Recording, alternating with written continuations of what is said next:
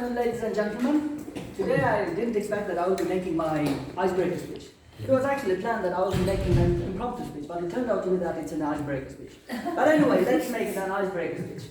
So, my name is Nurzhan and my surname is Ganimurat. Not Ganimurat is my name. Most people mix it up and say they like Ganimurat, but I like it. So I was born in the south of Kazakhstan, where people are very much afraid of. And usually when I went with the girls, I don't call the name of the province that I'm coming from, and they say, "Where are you from?" I would better not call it, and they disappear. I'm from the United States of Shymkent. So, I remember the time when in Almaty I met my friends they are also from the Texas in the south of Kazakhstan, in Shymkent, far from there.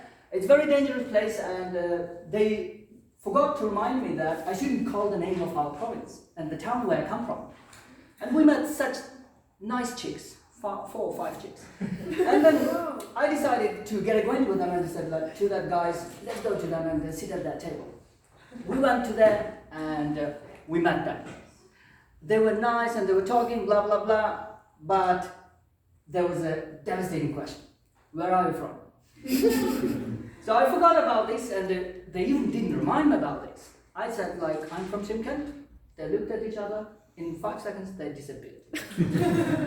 So it was the most shocking moment that I had for the second time. I was failed at school. My favorite subject at school was, can you guess what was my favorite subject? English. The big break.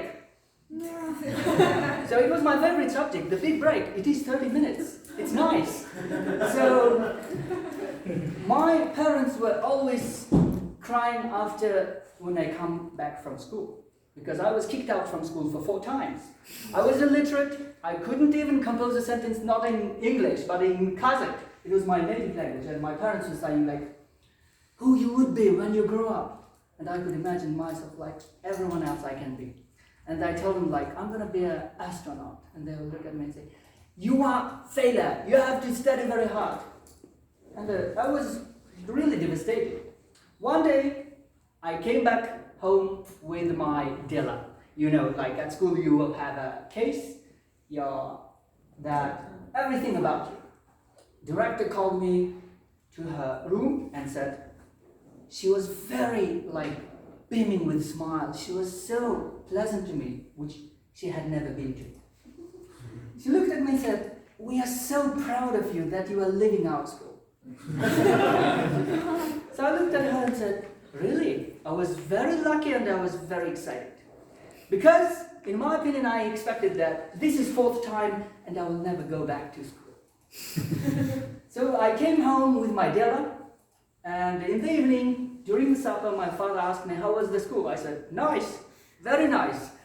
And he looked at me and said, what do you mean? He was suspicious. I said, father, director called me and she gave me my dealer to my hands. And I brought it to you. He was like, oh my God, what we can do with him. My favorite thing was stopping the lessons. For example, one thing that I stopped the lesson was cut the legs of the chair of the teacher who was sitting, and she fell off and she would never come to lesson. My hated subject was chemistry.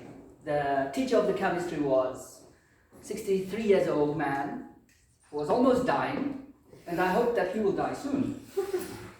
So at that time I did something. I didn't take away his life, don't worry. I didn't do such kind of things. I did something terrible that many people would be angry with. I asked my friends. We had a chemistry laboratory that it was difficult to get in. They pushed me up and threw me inside the laboratory. I decided to mix up every mixture that was there. I didn't know what did I mix up. I saw some creatures. I don't know what is that called. I have never seen in my life. And I poured something on and they disappeared. And then I poured another thing to another thing, and then fire broke up. I was like, oh my God. And the guys behind the wall asking what are you doing? What is that? I don't know, something is burning. What is that? And I said to them I don't know, I mixed up something, and they called the names of these things and said, get out of here. I got out. The next day, the laboratory was burned down. no chemistry room. But I was stupid enough that there was another spare room to have the chemistry class. So this was like kind of, I always ask myself, am I a failure or a success? So after finishing the school, luckily I got in Yente 47, which was my parents were very proud of because the minimum threshold was 40. I got more, 7 marks more. So my parents told me like, we are very proud of you. I was very proud of myself too. And I said like, I had so much ambition that too much high up to the sky. I said, I'm gonna study in Astana. In 2000, Astana just became the capital. So I decided to come here, which I regretted very much. So, till the first semester, again, the question of where are you from? This started when I came from here, from United States of Shymkent, and I met my group mates, and actually I was about to enter the Kazakh class. It turned out to be that the Kazakh group was not formed, and we had been scattered around the groups. So after that, they asked me where I was from, and till the first semester nobody spoke to me. But after the first semester, they started making friends with me because I got everything by 5 marks every subject. And my father, I came home and my father didn't believe me, came back to Astana with me to find out about this from the faculty dean. She said, oh, he's the best student now. My father was looking at me, he didn't believe. So I believe that whenever you make an attempt to strive forward and you just throw away your former mistakes, I think that you can make any success.